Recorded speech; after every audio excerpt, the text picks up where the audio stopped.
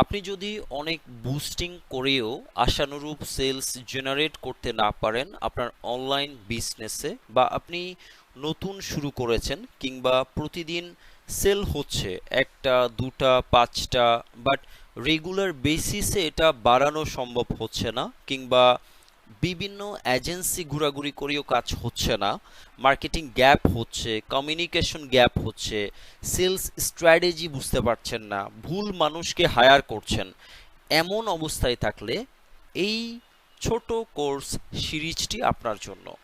এই ছোট্ট সিরিজে আমি আপনাকে দেখাবো আপনি আপনার বিজনেসের সেলস গ্রো করার জন্য 7 থেকে 8টা স্টেপ ইউজ করে কিভাবে আপনার বিজনেসটাকে গ্রো করবেন সেই ব্যাপারে পূর্ণাঙ্গ রূপে আমি আপনাকে গাইড করব।